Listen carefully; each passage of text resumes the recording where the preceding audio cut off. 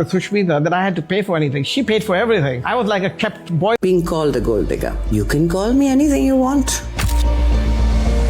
ಸ್ನೇಹಿತರೆ, ಇವತ್ತು ನಾನು ನಿಮಗೆ ಬಾಲಿವುಡ್ನ ಅತ್ಯಂತ ಚರ್ಚಿತ ಸ್ವಲ್ಪ ವಿವಾದಾತ್ಮಕ ಆದರೆ ಅಷ್ಟೇ ರೋಮಾಂಚನಕಾರಿಯಾದ ಒಂದು ಪ್ರೇಮ ಕಥೆಯ ಅಪ್ಡೇಟ್ ಕೊಡೋಕೆ ಬಂದಿದ್ದೀನಿ. ಸೋಷಿಯಲ್ ಮೀಡಿಯಾದಲ್ಲಿ ಯಾರನ್ನಾದರೂ ಟ್ರೋಲ್ ಮಾಡೋದು ಎಷ್ಟು ಸುಲಭ ಅಲ್ವಾ? ಅದರಲ್ಲೂ ಒಬ್ಬ ಗಂಡಸು ಮತ್ತು ಹೆಂಗಸಿನ ನಡುವೆ ವಯಸ್ಸಿನ ವ್ಯತ್ಯಾಸ ಇದ್ದು ಆ ಗಂಡ ಭಾರಿ ಶ್ರೀಮಂತನಾಗಿದ್ದರೆ ಸಾಕು, ಜನ ತಕ್ಷಣ ಆ ಮಹಿಳೆಗೆ ಒಂದು ಟ್ಯಾಗ್ ಕೊಡ್ತಾರೆ. ಏನದು ಗೊತ್ತಾ? ಗೋಲ್ಡ್ ಡಿಗ್ಗರ್, ಅಂದರೆ ಕೇವಲ ಹಣಕ್ಕಾಗಿ ಸಂಬಂಧ ಬೆಳೆಸುವವಳು ಅಂತ. ಹೀಗೆಯೇ ಟ್ರೋಲ್ ಆದವರು ನಮ್ಮ ಮಾಜಿ ವಿಶ್ವಸುಂದರಿ ನಟಿ ಸುಷ್ಮಿತಾ ಸೇನ್.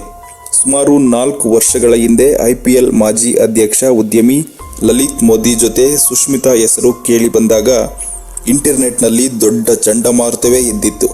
ಜನ ಸುಷ್ಮಿತಾ ಅವರನ್ನು ಸಿಕ್ಕಾಪಟ್ಟೆ ಟ್ರೋಲ್ ಮಾಡಿದರು. ಆದರೆ ಇತ್ತೀಚಿನ ಒಂದು ಸಂದರ್ಶನದಲ್ಲಿ ಲಲಿತ್ ಮೋದಿ ಅವರು ಈ ಇಡೀ ವಿಷಯದ ಬಗ್ಗೆ ಮನಸ್ಸು ಬಿಚ್ಚಿ ಮಾತನಾಡಿದ್ದಾರೆ. ಅವರು ಹೇಳಿರೋ ಮಾತುಗಳು ಕೇಳಿದರೆ ನಿಮಗೂ ಆಶ್ಚರ್ಯ ಆಗುತ್ತೆ. ಮೋದಿ ಏನಂದಿದ್ದಾರೆ ಗೊತ್ತಾ?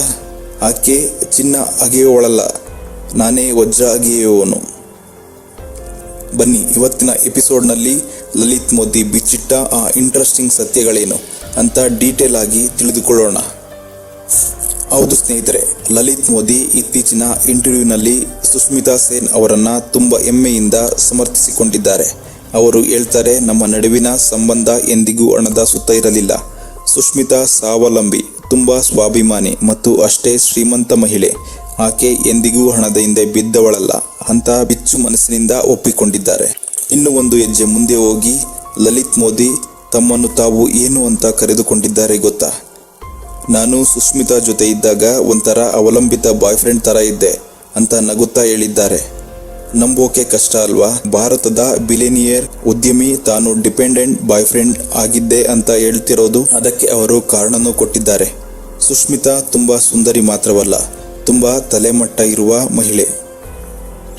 ನನಗೆ ತಿಳಿದ ಮಟ್ಟಿಗೆ ಈ ಇಡೀ ಭೂಮಿಯ ಮೇಲೆ ಬೇರೆ ಯಾರಿಗಿಂತಲೂ ಹೆಚ್ಚು ವಜ್ರಗಳು ಆಕೆಯ ಬಳಿ ಇವೆ. ಆಕೆ ತುಂಬ ಶ್ರೀಮಂತಳು ಮತ್ತು ಆ ಹಣವನ್ನು ಆಕೆ ಸ್ವಂತ ಪರಿಶ್ರಮದಿಂದ ಗಳಿಸಿದ್ದಾಳೆ. ನಾವು ಹೊರಗೆ ಹೋದಾಗಲೆಲ್ಲ ಯಾವುದಕ್ಕೂ ನಾನು ಹಣ ಕೊಡ್ತಿರ್ಲಿಲ್ಲ. ಆಕೆ ಎಲ್ಲದಕ್ಕೂ ಬಿಲ್ ಪೇ ಮಾಡ್ತಿದ್ಲು. ಆಕೆ ಯಾರಿಂದಲೂ ಏನನ್ನೂ ಸುಮ್ಮನೆ ಆಶಿಸುವುದಿಲ್ಲ. ಹೀಗಿರುವಾಗ ಜನ ಆಕೆಯನ್ನು ಗೋಲ್ಡ್ ಡಿಗ್ಗರ್ ಅನ್ಬೇಕಾ? ಖಂಡಿತ ಇಲ್ಲ. ಸುಷ್ಮಿತಾ ಗೋಲ್ಡ್ ಡಿಗ್ಗರ್ ಅಲ್ಲ, ನಾನೇ ಡೈಮಂಡ್ ಡಿಗ್ಗರ್. ಯಾಕಂದರೆ ಆಕೆ ನಿಜಕ್ಕೂ ಒಂದು ಅಪರೂಪದ ವಜ್ರ ಅಂತ ಲಲಿತಾ ಮೋದಿ ಭಾವುಕರಾಗಿ ನುಡಿದಿದ್ದಾರೆ. ಇನ್ನು 2022ರಲ್ಲಿ ಲಲಿತ್ ಮೋದಿ ಅವರ ಸುಷ್ಮಿತಾ ಜೊತೆಗಿರೋ ರೊಮ್ಯಾಂಟಿಕ್ ಫೋಟೋಗಳನ್ನು ಟ್ವಿಟರ್ನಲ್ಲಿ ಶೇರ್ ಮಾಡಿ ಇಡೀ ದೇಶವೇ ತಿರುಗಿ ನೋಡುವಂತೆ ಮಾಡಿದ್ದರಲ್ಲ. ಆ ಪೋಸ್ಟ್ ಹಿಂದಿರೋ ರಹಸ್ಯವೇನು? ಆ ಪೋಸ್ಟ್ ಹಿಂದಿರೋ ರಹಸ್ಯವನ್ನು ಮೋದಿ ಈಗ ರಿವೀಲ್ ಮಾಡಿದ್ದಾರೆ. ಅವರಿಬ್ಬರು ಒಟ್ಟಿಗೆ ಲಂಡನ್ನಿಂದ ಭಾರತಕ್ಕೆ ಫ್ಲೈಟ್ನಲ್ಲಿ ಬರ್ತಾ ಇದ್ರಂತೆ. ಆ ಸಮಯದಲ್ಲಿ ಒಬ್ಬರ ನಡುವೆ ಯಾವುದೋ ಸಣ್ಣ ವಿಷಯಕ್ಕೆ ಜಗಳ ನಡೆದಿತ್ತು. ಆಗ ಲಲಿತ್ ಮೋದಿ, ನೋಡು, ನಾನು ನಮ್ಮಿಬ್ಬರ ಫೋಟೋನ ಸೋಷಿಯಲ್ ಮೀಡಿಯಾದಲ್ಲಿ ಪೋಸ್ಟ್ ಮಾಡ್ತೀನಿ ಅಂದಿದ್ದಾರೆ. ಅದಕ್ಕೆ ಸುಷ್ಮಿತಾ, ನೀವು ಯಾವುದೇ ಕಾರಣಕ್ಕೂ ಈ ಕೆಲಸ ಮಾಡಲ್ಲ, ನನಗೆ ಗೊತ್ತು ಅಂತ ಚಾಲೆಂಜ್ ಮಾಡಿದ್ರಂತೆ. ಆದರೆ ಲಲಿತ್ ಮೋದಿ ಸುಮ್ಮನೆ ಇರಬೇಕಲ್ಲ, ಆಕೆಯ ಮುಂದೆಯೇ ನಗುತ್ತಾ ಪೋಸ್ಟ್ ಬಟನ್ ಒತ್ತೇ ಬಿಟ್ರಂತೆ.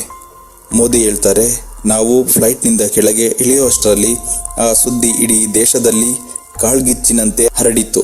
ದೊಡ್ಡ ವಿವಾದವೇ ಸೃಷ್ಟಿಯಾಗಿತ್ತು.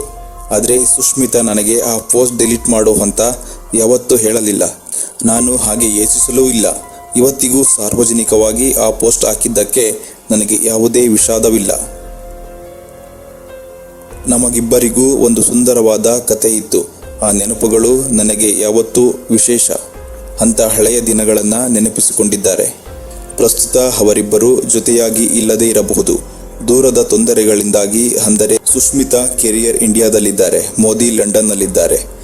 ಈ ಲಾಂಗ್ ಡಿಸ್ಟೆನ್ಸ್ ಕಾರಣದಿಂದ ಅವರು ದೂರ ಆಗಿರಬಹುದು. ಆದರೆ ಲಲಿತ್ ಮೋದಿ ಮನಸ್ಸಿನಲ್ಲಿ ಸುಷ್ಮಿತಾ ಬಗ್ಗೆ ಇರೋ ಗೌರವ ಕಮ್ಮಿಯಾಗಿಲ್ಲ.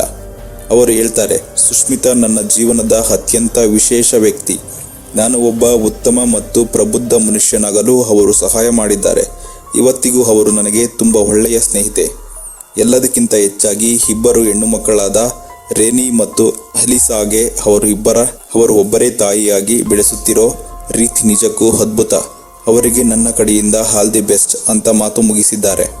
ನಿಮಗೆ ನೆನಪಿರಬಹುದು ಸ್ನೇಹಿತರೆ, 2022ರಲ್ಲಿ ಈ ಟ್ರೋಲ್ಗಳು ಮಿತಿ ಮೀರಿದಾಗ ಸುಷ್ಮಿತಾ ಸೇನ್ ತಾವು ಕೂಡ ಇನ್ಸ್ಟಾಗ್ರಾಮ್ನಲ್ಲಿ ಒಂದು ಖಡಕ್ ಪೋಸ್ಟ್ ಹಾಕಿದ್ರು. ಟ್ರೋಲರ್ಗಳ ಬಾಯಿ ಮುಚ್ಚಿಸುವಂತೆ ಅವರು ಬರೆದಿದ್ರು, ನಾನು ಚಿನ್ನಕ್ಕಿಂತ ಹೆಚ್ಚಿನದನ್ನು ಅಗೆಯುತ್ತೇನೆ. ನನಗೆ ಯಾವಾಗಲೂ ವಜ್ರಗಳೇ ಇಷ್ಟ. ಅಂದ ಹಾಗೆ ಆ ವಜ್ರಗಳನ್ನು ನಾನೇ ನನ್ನ ಸ್ವಂತ ದುಡ್ಡಿನಲ್ಲಿ ಕೊಂಡುಕೊಳ್ಳುತ್ತೇನೆ. ನನ್ನ ಜೀವನದ ಬಗ್ಗೆ, ನನ್ನ ಕ್ಯಾರೆಕ್ಟರ್ ಬಗ್ಗೆ ಆಳವಾದ ಜ್ಞಾನ ಇರೋ ಥರ ಹಾಡುವ ಈ ಬುದ್ಧಿಜೀವಿಗಳು ಗಾಸಿಪ್ ಮಾಡಿ ದುಡ್ಡು ಮಾಡ್ತಾರೆ. ಓಹ್, ಎಂತಹ ಪ್ರತಿಭೆಗಳು ಅಂತ ತಿರುಗೇಟು ನೀಡಿದ್ರು.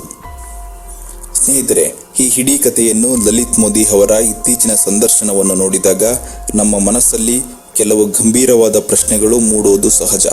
ಇವತ್ತಿನ ದಿನಗಳಲ್ಲಿ ಸೋಷಿಯಲ್ ಮೀಡಿಯಾ ಅನ್ನೋದು ಎಷ್ಟು ಪವರ್ಫುಲ್ ಆಗಿದೆಯೋ ಅಷ್ಟೇ ಅಪಾಯಕಾರಿಯೂ ಆಗಿದೆ ಅಲ್ವಾ?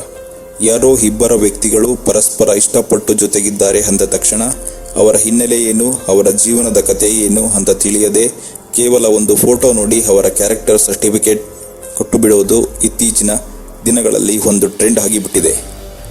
ಅದರಲ್ಲೂ ಒಬ್ಬ ಮಹಿಳೆ ಸಮಾಜದಲ್ಲಿ ಸ್ವತಂತ್ರವಾಗಿ ತನ್ನದೇ ಆದ ಐಡೆಂಟಿಟಿ ಇಟ್ಟುಕೊಂಡು ಬದುಕುತ್ತಾ ಇರಬೇಕಾದರೆ ಆಕೆಯ ಲೈಫ್ಗೆ ಇನ್ನೊಬ್ಬ ಶ್ರೀಮಂತ ವ್ಯಕ್ತಿ ಎಂಟ್ರಿ ಕೊಟ್ಟರೆ ಸಾಕು. ಜನ ಆಕೆಯ ಇಷ್ಟು ವರ್ಷಗಳ ಕಷ್ಟ, ಸಾಧನೆ, ಆಕೆಯ ಸ್ವಾಭಿಮಾನ ಎಲ್ಲವನ್ನೂ ಮರೆತು ಬಿಡ್ತಾರೆ. ತಕ್ಷಣ ಆಕೆಗೆ ಗೋಲ್ಡ್ ಡಿಗ್ಗರ್ ಅಂದರೆ ಹಣದ ಆಸೆಗಾಗಿ ಪ್ರೀತಿ ಮಾಡುವವಳು ಅನ್ನೋ ಹಣೆಪಟ್ಟಿ ಕಟ್ಟಿಬಿಡ್ತಾರೆ. ಸುಷ್ಮಿತಾ ಸೇನ್ ಅವರಿಗೂ ಆಗಿದ್ದೂ ಇದೆ. ಆದರೆ ನೋಡಿ, ಕಾಲ ಎಲ್ಲದಕ್ಕೂ ಉತ್ತರ ಕೊಡುತ್ತೆ ಅಂತಾರಲ್ಲ, ಅದು ಎಷ್ಟು ನಿಜ ಅಲ್ವಾ? ಇವತ್ತು ಅದೇ ಲಲಿತ್ ಮೋದಿ ಅವರು ಸಾರ್ವಜನಿಕವಾಗಿ ಬಂದು, ಆಕೆ ನನ್ನಿಂದ 1 ರೂಪಾಯಿನೂ ಆಶಿಸಲಿಲ್ಲ, ನಾನೇ ಆಕೆಯ ಮುಂದೆ ಸಣ್ಣವನಾಗಿದ್ದೆ ಅಂತ ಒಪ್ಪಿಕೊಂಡಾಗ ಈ ಟ್ರೋಲರ್ಸ್ಗಳಿಗೆ ಮುಖಭಂಗ ಆದಂತಾಗಿದೆ. ಸುಷ್ಮಿತಾ ಸೇನ್ ಅವರು 1994ರಲ್ಲೇ ಮಿಸ್ ಯೂನಿವರ್ಸ್ ಪಟ್ಟ ಗೆದ್ದು ಭಾರತಕ್ಕೆ ಕೀರ್ತಿ ತಂದವರು. ಅಂದಿನಿಂದ ಹಿಂದಿನವರೆಗೂ ಬಾಲಿವುಡ್ನಲ್ಲಿ ಒಂಟಿಯಾಗಿ ಹೋರಾಡಿ ತನ್ನದೇ ಆದ ಸಾಮ್ರಾಜ್ಯ ಕಟ್ಟಿಕೊಂಡಿದ್ದಾರೆ. ಆಕೆಗೆ ಯಾರದ್ದೋ ಹಣದ ಅಗತ್ಯ ಇರಲಿಲ್ಲ ಅನ್ನೋದು ಜಗತ್ತಿಗೆ ಗೊತ್ತು. ಆದರೂ ಜನ ಮಾತನಾಡಿದರು. ಇಲ್ಲಿ ನಾವು ಲಲಿತ್ ಮೋದಿ ಅವರ ಒಂದು ಗುಣವನ್ನು ಮೆಚ್ಚಬೇಕು. ಸಂಬಂಧಗಳು ಮುರಿದು ಬಿದ್ದ ಮೇಲೆ ಸಾಮಾನ್ಯವಾಗಿ ಜನರು ಒಬ್ಬರ ಮೇಲೊಬ್ಬರು ಕೆಸರೆರಚಾಟ ಮಾಡಿಕೊಳ್ಳುವುದನ್ನು ನಾವು ನೋಡ್ತೀವಿ. ಸಿನಿಮಾದವರ ಜೀವನದಲ್ಲಂತೂ ಇದು ತುಂಬಾನೇ ಕಾಮನ್. ಆದರೆ ಲಲಿತ್ ಮೋದಿ ಅವರ ಸಂಬಂಧ ದೂರವಾಗಿದ್ದರೂ ಸುಷ್ಮಿತಾ ಅವರ ಮೇಲಿಟ್ಟಿರೋ ಗೌರವವನ್ನು ಎಲ್ಲಿಯೂ ಕಮ್ಮಿ ಮಾಡಿಕೊಂಡಿಲ್ಲ. ಓಪನ್ ಆಗಿ ಬಂದು ಆಕೆಯ ಸ್ವಾಭಿಮಾನವನ್ನು ಎತ್ತಿ ಹಿಡಿದಿದ್ದಾರೆ. ಒಬ್ಬ ಹೆಣ್ಣಿಗೆ ಗೌರವ ಕೊಡೋದು ಅಂದರೆ ಇದೇ ಅಲ್ವಾ? ಇನ್ನು ಸುಷ್ಮಿತಾ ಸೇನ್ ಅವರು ಇಬ್ಬರು ಹೆಣ್ಣು ಮಕ್ಕಳನ್ನು ದತ್ತು ಪಡೆದು ಒಬ್ಬಂಟಿಯಾಗಿ ತಾಯಿಯಾಗಿ ಅವರನ್ನು ಬೆಳೆಸುತ್ತಾ ಇರೋ ರೀತಿ ಇದೆಯಲ್ಲ, ಅದು ನಿಜಕ್ಕೂ ಪ್ರತಿಯೊಬ್ಬರಿಗೂ ಮಾದರಿ. ಲಲಿತ್ ಮೋದಿ ಕೂಡ ಇದನ್ನೇ ಹೇಳ್ತಿದ್ದಾರೆ, ಆಕೆ ಅದ್ಭುತ ತಾಯಿ ಅಂತ. ಹಾಗಾದರೆ ನಾವು ಈ ಕಥೆಯಿಂದ ಕಲಿಯಬೇಕಾದದ್ದು ಏನು? ಸೋಷಿಯಲ್ ಮೀಡಿಯಾದಲ್ಲಿ ಕಾಣುವ ಪ್ರತಿಯೊಂದು ವಿಷಯವೂ ನಿಜ ಆಗಿರಲ್ಲ ಸ್ನೇಹಿತರೆ. ಸ್ಕ್ರೀನ್ ಮೇಲೆ ಕಾಣೋ ಒಂದು ಫೋಟೋದ ಹಿಂದೆ ನಮಗೆ ತಿಳಿಯದ ನೂರಾರು ಸತ್ಯಗಳಿರ್ತವೆ.